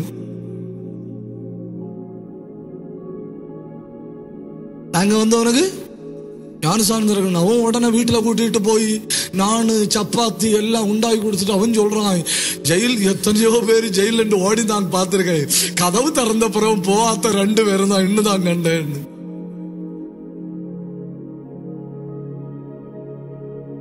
சொல்லுங்க, உயிரினும் மேலானது ஆராதனை, உயிரினும் மேலானது ஆராதனை. தெய்வ சமூகத்துல வரும்போ நீங்க கர்த்தருடைய சன்னிதானத்துல ஒண்ணும் இல்லைங்கிற உணர்வோட உள்ளம் உருகணும்.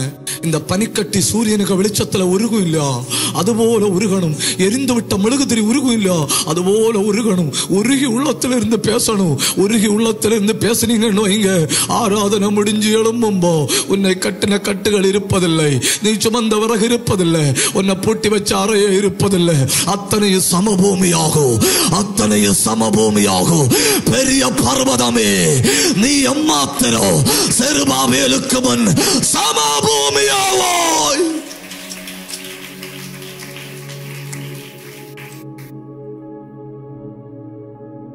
அல்லேலூயா சொல்லுங்க. இவ சொல்லுங்க, உயிரை விட மேலானது என்னெல்லாம்? 1 கிருபை, 2 அன்போடு கூடிய கீழ்ப்படிதல், 3 தீர்மானம், 4 நம்பிக்கை, 5 ஆராதனை. இதெல்லாம் உயிரை விட பெருசு. இதெல்லாம் உயிரை விட பெருசு. நம்ம ரட்சிக்கப்பட்ட ஆட்கள் இல்லையா, ரட்சிக்கப்படாத ஆட்களுக்கு அல்டிமேட்டா பெருசு எதுதான்? உயிர். நமக்கு ஏன் நமக்கு உயிரை விட பெரியவைகள் இருக்கு தெரியுமா? ஏன்னா என் ஜீவன் என் கையில இல்லை, என் ஜீவன் கிறிஸ்துவில் மறைந்திருக்கிறது. நம்முடைய ஜீவனாகிய கிறிஸ்து வெளிப்படும் பொழுது கண்ணாமூடி ஒன்று கை உயர்த்தி நன்றி செலுத்துங்க. கண்ணாமூடி கை உயர்த்தி மேலானவைகளை தேடுங்கள், மேலானவைகளை நாடுங்கள். ஏன்னா உங்கள் ஜீவன் இடத்துல இல்லை, உங்கள் ஜீவன் கிறிஸ்துவுக்குள் மறைந்திருக்கிறது. நம்முடைய ஜீவனாகிய கிறிஸ்து வெளிப்படும் பொழுது நீங்கள் அவரோடு கூட வெளிப்படுவீர்கள். கோடிக்கணக்கில் விலை மதிப்புள்ள பொருட்களை ரொம்ப பாதுகாப்பான லாக்கர்ல தானே வைப்பனும். மீட்கப்பட்ட ஆத்மாவாகிய உயிரை ரொம்ப பாதுகாப்பான இடத்துல வச்சிருக்கு. எங்க வச்சிருக்குமா? ஐ ஆம் இன் ஹிம். எங்க வச்சிருக்கு? அவருக்குள்ள வச்சிருக்கு. அப்ப என்ன யாராவது தொடணும்னா யாரை தாண்டி வரணும்? யாரை தாண்டி வரணும்? அவரை தாண்டி வரணும். அவரை தாண்டி வந்து தொட முடியும்னு சொப்பனத்துல கூட காண வேண்டாம். ஒரு அல்லேலூயா நல்லா சொல்லுங்க. You are in the most secured place, brothers. You are in the most secured place, sisters. சகோதரர்களே, சகோதரிகளே, நீங்கள் உலகத்தில் மிக பாதுகாப்பான இடத்தில் இருக்கிறீர்கள். எங்க இருக்கிறீங்க தெரியுமா? அவருடைய சட்டைகளின் கீழ். ஹalleluya, ஹalleluya, ஹalleluya, ஹalleluya.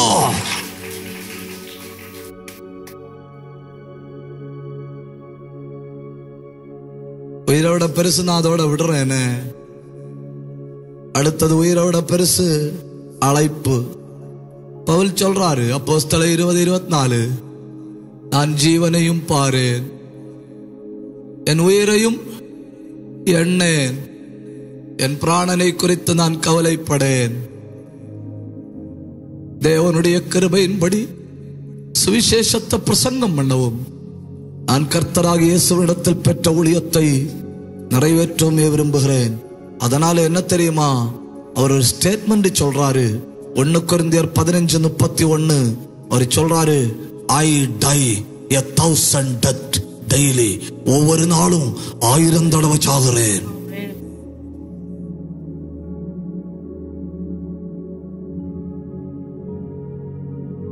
பாத்தீங்களா? பாத்தீங்களா? பாத்தீங்களா? அவன்கிட்ட கேட்டா உனக்கு பரியல் என்னைக்குன்னு கேட்டா அவன் சொல்றான், எவ்ரி டே இஸ் மை பரியல் டே.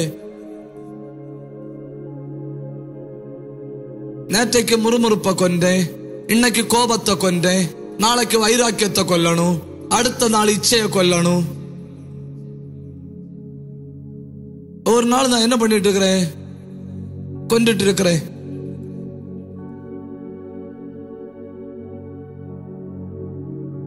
சரி, நான் அந்த பகுதியை விடுறேன். உயிரினும் மேலானது ஜபம்.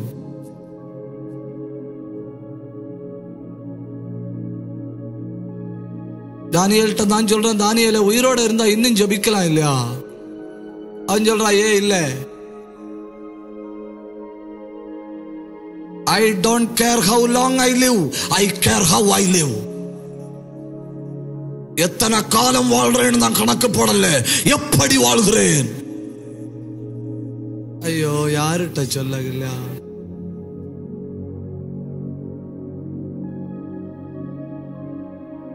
ரெண்டு, இது அந்த மெயின் ஒண்ணுக்கு ரெண்டுன்னு. முதல்ல ஒண்ணு சொன்னேன் இல்லையா, உயிரை விட பெரியது ஜபம். அதுக்கு ரெண்டு.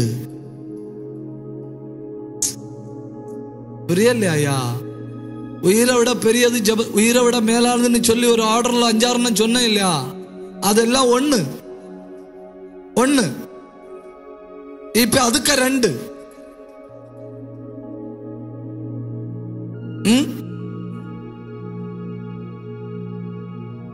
கூட்டம் முடிஞ்ச டைரி நோட் புக் எல்லாம் காட்டி தந்துட்டு போன, என்ன எழுதி வைக்கான்னு தெரியல. மறத்தீங்களே, நான் மறந்தாலும் மறக்காம காட்டி தந்துட்டு போனேனா. ரெண்டு, என்னை சுற்றி எது நடந்தாலும் நான் ஆவிக்குரியவனா இருப்பேன். என்ன பயங்கரம் இல்லையா? என்ன சுற்றி எது நடந்தாலும் நான் ஆவிக்குரியவனா இருப்பேன். தானியேலை சுற்றி நடந்த 7 மாற்றங்களை சொல்லித்தாரேன். 7 மாற்றங்கள். 1, மொழி மாறிச்சு, லாங்குவேஜ் மாறிச்சு. யூதேய தேசத்துல என்ன லாங்குவேஜ்?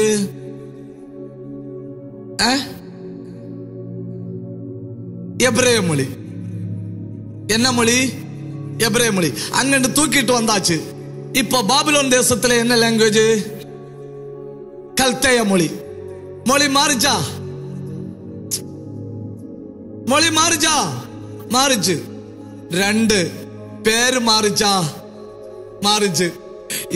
யூதேய தேசத்தில் பேர் என்ன தெரியுமா? தானியேல். இப்ப இங்க வந்தப்ப பேர் என்ன? பெல்தேஷாத்சார்.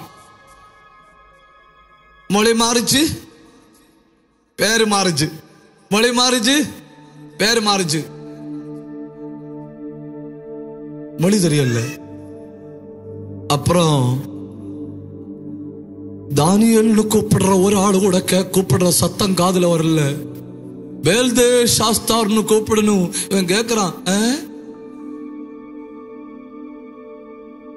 எதை வர மாற்றிச்சனும்? பேரை வர மாற்றிச்சனும். 3, ட்ரெஸ் சேஞ்ச்ட். யூதர்கள் எடுக்கிற வஸ்திரத்தை அப்படியே தூக்கி மாற்றிட்டு கல்தேயர்களின் வஸ்திரம். இப்போ ஒவ்வொன்னா சொல்லுங்க. மொழி மாற்றம், பெயர் மாற்றம்,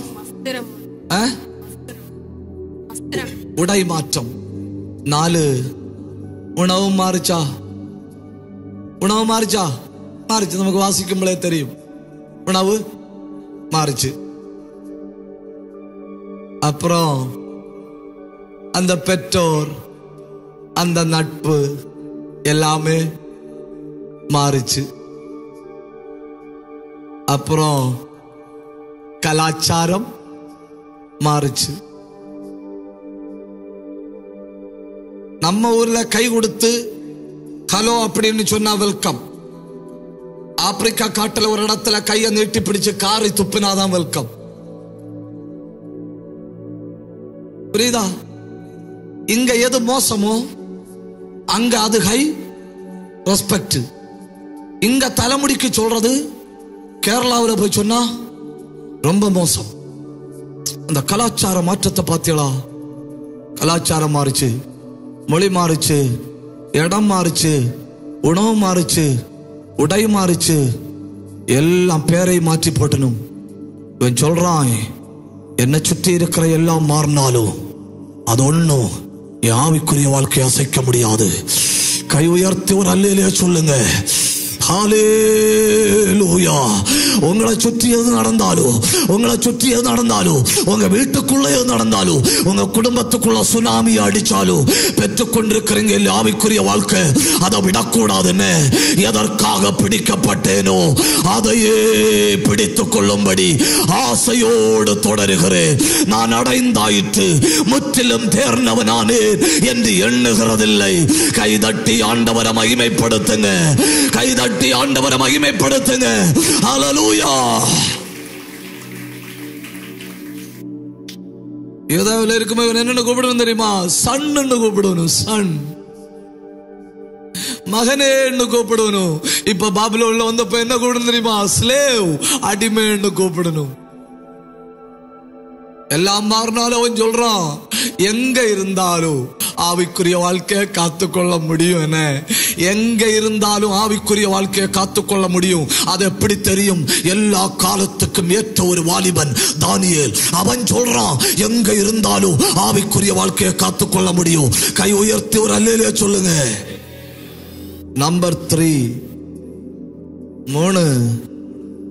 சோதனையை கேட்டு வாங்கும் மனிதன். என்ன மனிதன்? சோதனையை கேட்டு வாங்கும் மனிதன். நம்ம எல்லாம் என்ன சொல்லி ஜெபம் பண்ணுவோம்? ஆண்டவரே, சோதனை வராதிருப்பதாக, சோதனை வேண்டாம். அவன் சொல்றான், 10 நாள் உமது அடியாரை, எத்தனை நாள்?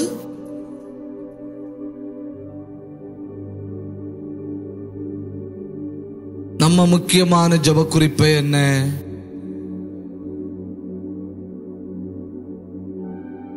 பரமண்டலங்களில் இருக்கிற எங்கள் பிதாவே, உம்முடைய நாமம் பரிசுத்தப்படுவதாக, உம்முடைய ராஜ்யம் வருவதாக, உம்முடைய சித்தம் பரமண்டலங்களில் செய்யப்படுவது போல பூமியிலையும் செய்யப்படுவதாக. நீங்க ஏன் பிரதர் அந்த ஜெபத்தை பண்றதில்லை? நாங்க பண்றதில்லை. நாங்க யாரையும் கடனாளிகளை என்ன செய்யறதில்லை. சரி ஆவாது. கடனாளிகளை மன்னிக்கிறது இல்லை.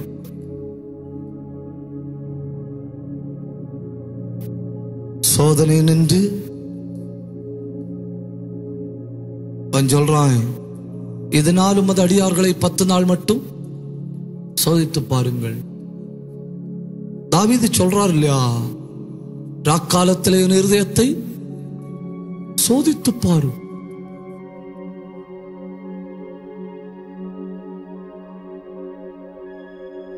இந்த கல்லெல்லாம் யூனிட் வெயிட்ல எடுப்பாங்க. கல்லெல்லாம் கல்லு யூனிட் வெயிட். நீங்க ஒரு யூனிட் கல் எடுத்து அவங்க 10,000 கிலோன்னு சொல்லி தந்தாங்கன்னு வைங்க, ஒரு 1000 கிலோ வித்தியாசம் இருக்கும். எவ்வளவு? 1000 கிலோ. விறகெல்லாம் கிலோ தூக்கியாகும் வாங்குவாங்க. விறகெல்லாம் கிலோ தூக்கியாகும் வாங்குவாங்க. நீங்க 1000 கிலோ விறகு வாங்கினா 100 கிலோ வித்தியாசம் இருக்கும். எத்தனை கிலோ? 100 கிலோ. அதுல வித்தியாசம் 1000 கிலோ, இதுல வித்தியாசம் 100 kilo.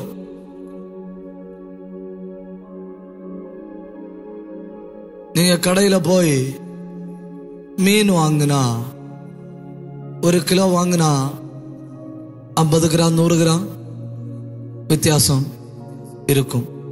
1000 kilo, 100 kilo, 10 kilo, 50 gram 100 gram வித்தியாசம். நீங்க ஜுவல்லரியில போய் தங்கம் வாங்கினா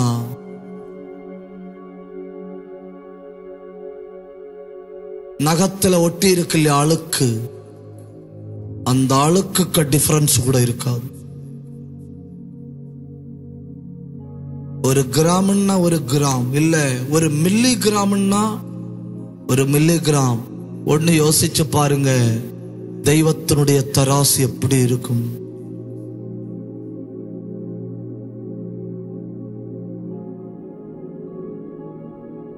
நான் எல்லா நாளும் யோசிச்சு பார்ப்பேன், தேவ பார்வையில் நான் எல்லா நாளும் நான் யோசிச்சு பார்ப்பேன், ஐ இன் த சைட் ஆஃப் காட். மற்றவங்க பார்வையில் நான் பிரசங்கியாரா இருக்கலாம், சபையின் பார்வையில் நான் பாஸ்டரா இருக்கலாம், ஸ்டூடெண்ட்ஸின் பார்வையில் நான் டீச்சரா இருக்கலாம், மனைவியின் பார்வையில் நான் புருஷனா இருக்கலாம், ஒவ்வொரு ஆட்கள் பார்வையில் நான் அப்படி இருக்கலாம். தேவ பார்வையில் நான் ஏன்னா மீதி எல்லா தராசுலையுமே வித்தியாசம் இருக்கு, தெய்வத்தினுடைய தராசுல வித்தியாசமே இல்லை.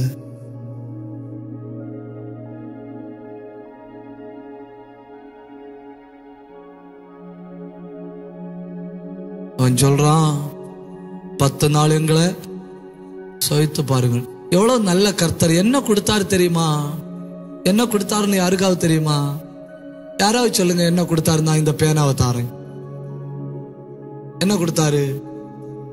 தானியேல் 1ஆம் அதிகாரம் கடைசி வசனம். ஞானத்துக்கும் புத்திக்கும் அடுத்த எந்த விஷயத்தில் ராஜா அவர்களை கேட்டு விசாரித்தானோ அதிலே தன் ராஜ்யம் எங்கும் உள்ள சகல சாஸ்திரிகளிலும் ஜோசியரிலும் அவர்களை 10 மடங்கு சமர்த்தராக கண்டான். கேட்டதென்ன? கேட்டதென்ன? 10 நாள் சோதனை. கொடுத்ததென்ன? 10 மடங்கு சமர்த்தர். உலகத்துல மிகப்பெரிய ஆசீர்வாதத்தை சொந்தரிக்கணுமா? உலகத்துல மிகப்பெரிய நெருக்கடியை சந்திக்கணும். புரிஞ்சவங்க மட்டும் ஒண்ணு கை தட்டி ஆண்டவரை மகிமைப்படுத்துங்க. அவங்க கேட்டது 10 நாள் சோதனை, ஆண்டவர் கொடுத்தது 10 மடங்கு சாமர்த்தியம். அப்படின்னா 100 நாள் சோதிக்கப்பட்டிருந்தா கூட்டுங்க. இயேசு ஒரு அப்பத்தை கையில எடுத்தாரு தெரியுமா? தெரியுமா உங்களுக்கு? நான் இன்னைக்கு கேட்கும் நீங்க டக்கு டக்குன்னு பதில் சொல்லுங்க. அதை 2ஆ உடைச்சா எத்தனை பேருக்கு கொடுக்கலாம்? டக்குன்னு சொல்லுங்க. 4ஆ உடைச்சா, 8ஆ உடைச்சா, 16ஆ உடைச்சா, 32ஆ உடைச்சா, 64ஆ உடைச்சா, 128ஆ உடைச்சா, 252ஆ உடைச்சா? பதிலே சொல்லல ஐயா.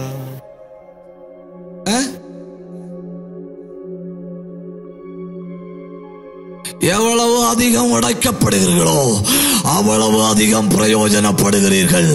கைதட்டி ஆண்டவரை மகிமைப்படுத்துங்க. The more you are broken is the more you are blessed. வெளிப்பாடு உள்ளவன் என்ன சொல்லுவான் தெரியுமா? என்ன உடைங்கப்பா, என்ன உடைங்கப்பா, என்ன உடைங்கப்பா. என்ன 2ஆ உடைச்சா 2 பேருக்கு, 4ஆ உடைச்சா 4 பேருக்கு, 8ஆ உடைச்சா 8 பேருக்கு, 16ஆ உடைச்சா 16 பேருக்கு, 32ஆ உடைச்சா 32 பேருக்கு, 64ஆ உடைச்சா 64 பேருக்கு, 128ஆ உடைச்சா 128 பேருக்கு, 256ஆ உடைச்சா 256 பேருக்கு, 512ஆ உடைச்சா 512 பேருக்கு, 1024ஆ உடைச்சா 1024 பேருக்கு. எவ்வளவு உடைக்கிறாரோ அவ்வளவு பிரயோஜனம். எவ்வளவு உடைக்கிறாரோ அவ்வளவு பிரயோஜனம். உண்மையில எதை கேட்டு வாங்கணும்? சோதனை. இவங்க மனசுல நினைச்சு இப்படின்னு அறிஞ்சிருந்தா 100 நாள் கேட்டிருக்கலாமேன்னு. 100 நாள் 10 நாள் கேட்டார்கள். 10 மடங்கு சமர்த்தர். 10 நாள் கேட்டார்கள், 10 மடங்கு சமர்த்தர். சோதனைய கேட்டு வாங்கின புருஷனாக்கும் தானியேல். எல்லா காலத்துக்கும் ஏற்ற மனுஷன் தானே இல்லையா? இன்னைக்கு என்னெல்லாம் புதுசு புதுசா வெடிச்சு வெடிச்சு கிளம்புது தெரியுமா? இன்னைக்கு சோதனைக்கு பேர் என்ன தெரியுமா? சோதனையை கொண்டு வருகிற ஆவி. சோதனையை கொண்டு வருகிற ஆவியை போ சாத்தானே.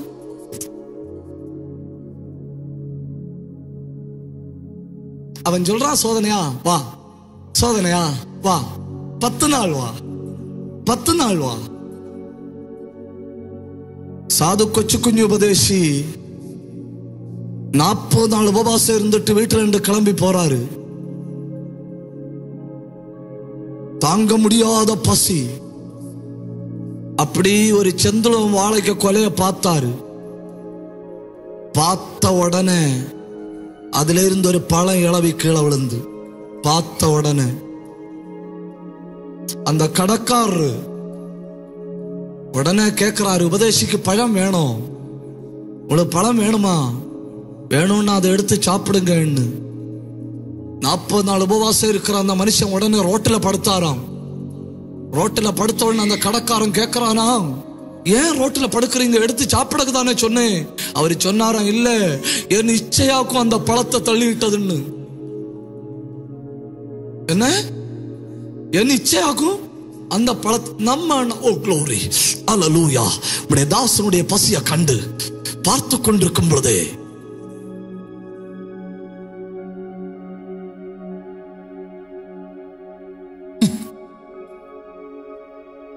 புரியலையோ? புரியலையோ? டிஃபரண்ட் மீனிங் பாத்தீங்களா? நம்ம அண்ணா அல்லேலூயா க்ளோரி, என் வயிற்றின் பசியை ஆண்டவர் கண்டார், அவனை தள்ளி போட்டார். அவர் சொல்றாரு, அது விழுந்ததே எனக்கு இச்சைனால. எனக்குள்ள இருந்த இச்சையின் ஆவி இன்னும் போகலன்னு நாட்டுக்காரங்க காணட்டு அப்படின்னு தரையில கிடக்கிறாரு.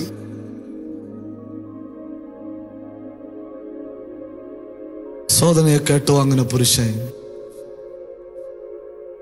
3 அண்ணன் சொன்ன இல்லையா? 4 ஹை பொசிஷன், ஹை ஸ்பிரிச்சுவாலிட்டி. உயர்ந்த பதவியில் இருந்தும் உயர்ந்த ஆவிக்குரியவன். தானியேலுக்கு பதவிகளை நான் ஒரு 4 எண்ணம் உங்களுக்கு சொல்லித்தாரேன். எப்படி இருக்குன்னு பாருங்க, நல்லா இருக்கான்னு பாருங்க. 1, தானியேலுக்கு முதல்ல கிடைச்ச பதவி என்ன தெரியுமா? God post. என்ன போஸ்ட்? என்ன போஸ்ட்? பேசுங்க. God post. GUARD காட் இல்ல, GOD காட். நல்லா இருக்குல்ல? என்ன போஸ்ட்? தானியேல் 2ஆம் அதிகாரம்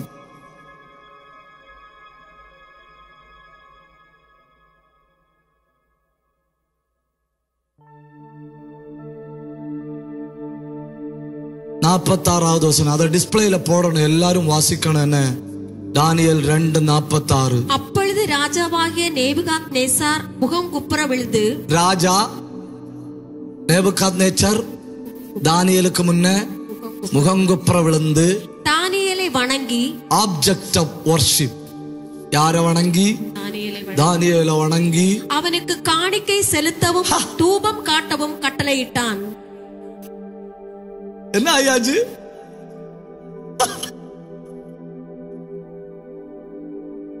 கொடுத்தா இப்படி கொடுக்கணும், இதுக்கு மேல போஸ்டே இல்ல.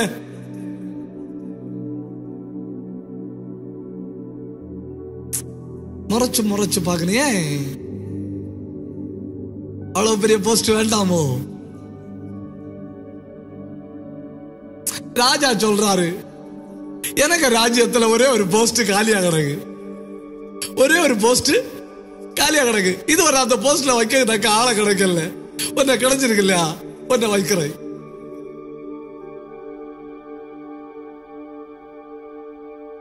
யோசிக்க முடியுது உங்களுக்கு? நேபுகாத்நேச்சார் ராஜாவை பொறுத்தவரை இப்போ தானியேல் யாரு? தெய்வம்.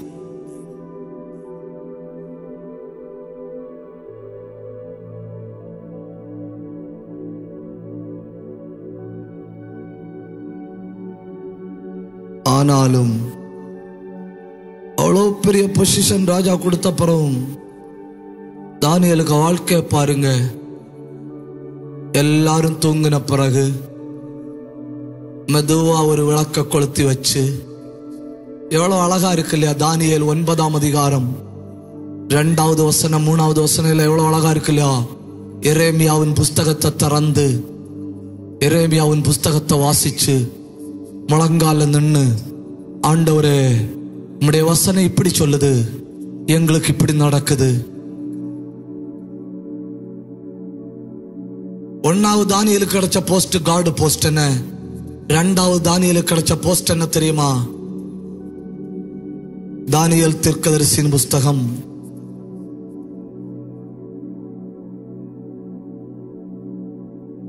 2ஆம் அதிகாரம் 48வது வசனம். பின்பு ராஜா தானியேலை பெரியவனாக்கி அவனுக்கு அநேகம் சிறந்த வெகுமதிகளை கொடுத்து, அந்த ஒரு வார்த்தை வாசிங்க, பாபிலோன் மாகாணம் முழுவதுக்கும் அதிபதி, கவர்னர் போஸ்ட், காடு போஸ்ட்.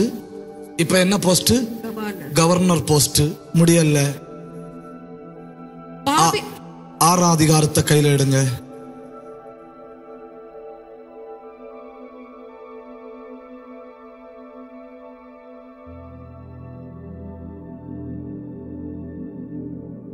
இரண்டாவது வசனத்தை வாசிங்க. ராஜாவுக்கு நஷ்டம் வராதபடிக்கு அந்த தேசாதிபதிகள் கணக்கு ஒப்புவிக்கிறதற்காக அவர்களுக்கு மேலாக 3 பிரதானிகளையும் ஏற்படுத்துவது. 3 பிரைம் மினிஸ்டர். எத்தனை பிரைம் மினிஸ்டர்? 3 prime minister. அடுத்த வசனத்தை பாருங்க. இப்படி இருக்கையில் தானியேல் பிரதானிகளுக்கும் தேசாதிபதிகளுக்கும் மேற்பட்டவனாயிருந்தான். அந்த 3 பிரைம் மினிஸ்டர்ல ஒரு பிரைம் மினிஸ்டராக்கும் தானியேல், ஆனா மற்ற 2 பிரைம் மினிஸ்டருக்கும் இவன் மேல. காடு post, governor post, prime minister post. அவன் சொல்றான், இப்பவும் எனக்கு பைபிள் வாசிக்கவும் ஜெபம் பண்ணவும் நேரம் இருக்கு. நீங்க இங்க இல்லையோ? கூட்டம் முடிஞ்சோ?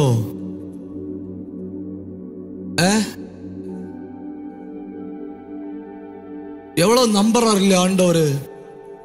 எவ்வளவு நம்புறாரு? ஒருத்தன் ஆண்டவர் நம்பினார்னு வைங்க, அவனை உயர்த்திட்டே இருப்பாரு. உங்களுக்கு ஹெலிகாப்டர் தந்தா நீங்க பரலோகத்துக்கு வருவீங்கன்னு தெய்வத்துக்கு உறுதி உண்டுன்னா ஹெலிகாப்டர் தருவாரு. திரும்ப பிடிச்ச சைக்கிள் தந்தா அதை ஓட்டிட்டு பாதாளத்துக்கு போவீன்னு அறிஞ்சா புரியல இல்லையா? எதிர்பார்க்கண்டான்னு.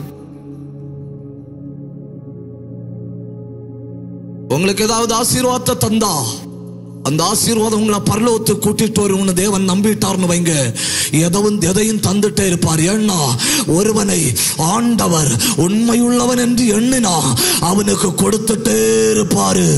கை உயர்த்தி ஒரு அல்லேலூயா சொல்லுங்க.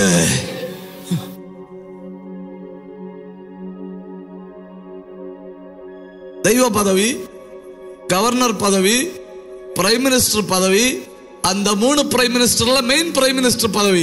அவன் சொல்றான், நைட் எல்லாரும் தூங்கின பிறகு நான் விளக்க கொளுத்தி வச்சு நான் மெதுவா உட்காந்து பைபிள் வாசிச்சு ஜெபம் பண்ணிட்டு அமெரிக்காவுடைய ஜனாதிபதியை பார்க்கணும். பாராளுமன்றத்துக்கு போற ஒருத்தன் கேட்கிறான், ஜனாதிபதி எப்படி இருப்பாரு? உடனே வெளியே நிக்கிற காடு சொல்லி கொடுக்கிறாரு. வெளியே நிக்கிற காடுக்கு என்ன சொல்லுவாங்க? காவலாளி சொல்லி கொடுக்கிறாரு. பாராளுமன்றம் தொடங்கும் போது ஜெபம் பண்ணணும். ஜெபம் பண்ணும்போது ஒரே ஒரு ஆளு முழங்கால நிப்பாரு. அந்த முழங்கால நிக்கிற ஆளு யாருன்னு பாரு, அந்த ஆளு தான் பிரைம் மினிஸ்டர்னு. உள்ள யாரி போறான். உள்ள யாரி போகும்போ பாராளுமன்றம் தொடங்கி ஜெபம் நடக்குது. ஜெபம் நடக்கும்போ ஆபிரகாம் முழங்கால நிக்கிறாரு. முழங்கால 2 கையை உயர்த்தி வச்சுட்டு நிக்கிறாரு. என்ன பெரிய பதவியை நம்பி கொடுக்கிறாரு இல்லையா?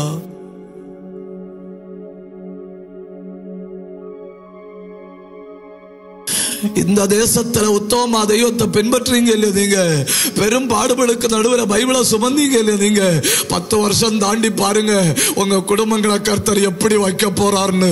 அன்னைக்கு நீங்க இந்த பிரசங்கத்தை கேட்கணும். என்ன, நீங்களும் நானும் ஆராதிக்கிற தேவன் எவ்வளவு உண்மையுள்ளவர் 10 ஆண்டு தாண்டி உங்க உள்ளம் சொல்லும், அவர் மட்டும் உண்மையுள்ளவர்.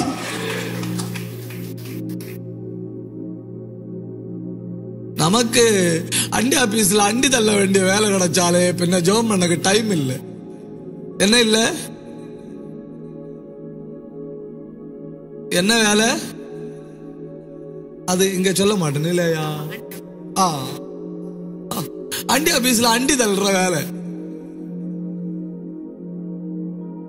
ஏன் பிரதர் கூட்டத்து வரல? பாஸ்டர் உங்களுக்கு தெரியல அண்டி ஆபீஸ்ல படுற பாடு. முடிஞ்சு அதுக்கு மேல ஒன்னும் கேட்க முடியாது. அவன் பிரைம் மினிஸ்டர், அவன் கவர்னர், அவன் காட். அவன் சொல்றான் எனக்கு ஜெபம் பண்ணக்கும் பைபிள் வாசிக்கவும் நேரம் இருக்கு. நான் கேட்கிறேன், இதுக்கு மேல ஒருத்த எப்படி ஆவிக்குரிய வாழ்க்கை ஹேண்டில் பண்ண முடியும்?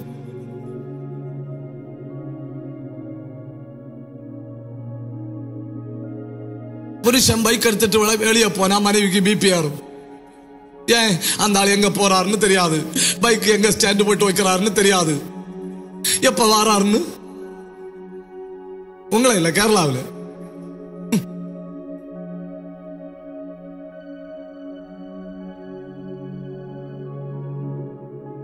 அது ஒரு ஆவி. பார்த்தீங்களா? அது ஒரு ஆவி. அந்த ஆவி மார்பிள்ல சேர்ல ஒண்ணு இருக்காது, பைக் சீட்ல தான் இருக்கும். இங்க இல்ல, கேரளாவில். சந்தோஷப்படுங்க, கேரளாவில் சொன்னேன் இல்லையா?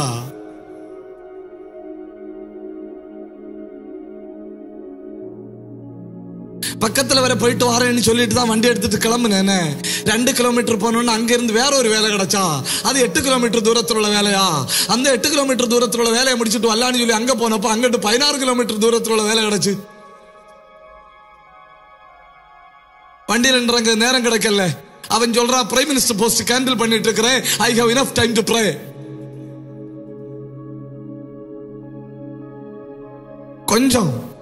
கொஞ்சம் ஆண்டவர் நம்மளை நம்பட்டு ஹெலிகாப்டர் கொடுத்தாலும் பறத்திட்டு பரலோகத்துக்கு வருவன்னு நம்பட்டு தந்துட்டே இருப்பாரு. தானியேல் 1:8 தனக்குத்தானே எல்லை கோடு போட்டு வாழ்ந்த புருஷன். தனக்குத்தானே எல்லை கோடு. எனக்கு நானே ஒரு கோடு போட்டிருக்கேன். நான் அந்த கோடை தாண்டவும் மாட்டேன். அந்த கோடை தாண்டி யாரும் உள்ள வரவும் முடியாது. அது ஒரு நல்ல வாழ்க்கை இல்லை. நான் இதுக்கு மேல பேசல, நான் முடிக்கிறேன். அது ஒரு நல்ல வாழ்க்கை இல்லையா? அவன் என்ன சொல்றான்? நானே என்ன தீட்டுப்படுத்த மாட்டேன். நான் என்ன தீட்டுப்படுத்தலைன்னா எவரும் என்ன தீட்டுப்படுத்த முடியாது. எவரும்.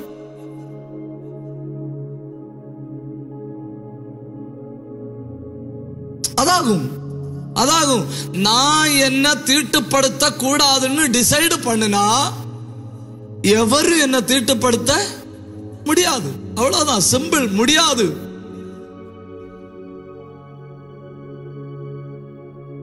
எனக்கு பைபிள் உள்ள சில பகுதிகள் ரொம்ப பிடிக்கும்.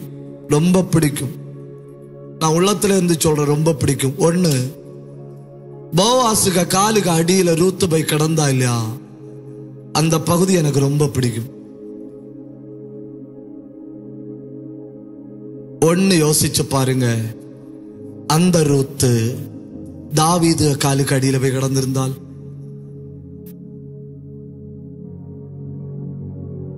போவாஸ் சொல்றாரு, நான் ஒரு எல்லை கோடு போட்டு வாழ்றேன், நான் அதை தாண்டவும் மாட்டேன், எவரும் அதை தாண்டவும் முடியாது. எப்படி இது 24 மணிக்கு வாட்ஸ்அப்ல இருந்து சொரிஞ்சிட்டே இருப்போம். நீங்க மொபைலுக்கு மட்டும் வா உண்டுன்னு வைங்க, கண்டிப்பா நம்மள ஏதாவது பேசி இருக்கும். அதுக்கு மட்டும் கை உண்டுன்னு வைங்க,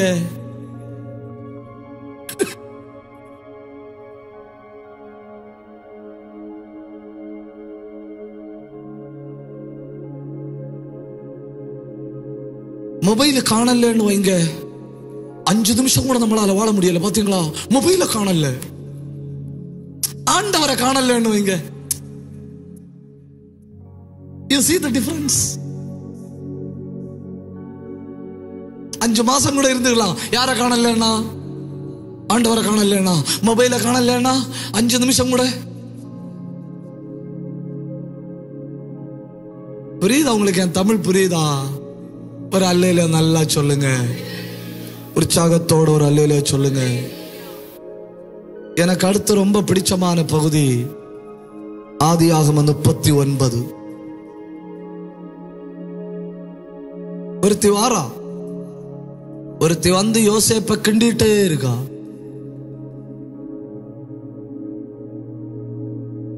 யோசேப் என்ன சொல்றான்? நான் ஒரு எல்லை கோடு போட்டிருக்கு, நான் அதை தாண்டவும் மாட்டேன், யாரையும் தாண்ட விடவும் மாட்டேன். லிவிங் பிட்வீன் எ பவுண்டரி. இன்னைக்கு இந்த கூட்டம் முடிஞ்சு போகும்போ உங்களை சுற்றி ஒரு கோட்டை போட்டுட்டு போனேன்னு,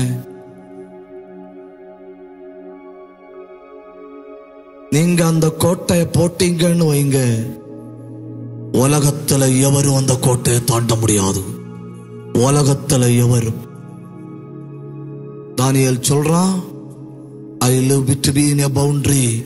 நான் எனக்கு ஒரு எல்லை கோடு போட்டிருக்கிறேன், அதுக்குள்ளதான் நான் என்ன செய்வேன்? வாழ்வேன். ஒன்னு யோசிச்சு பாருங்க, கர்த்தருடைய தூதன் சொன்னது உண்மைதானே இல்லையா? தானியேலே, நீ போகலாம்.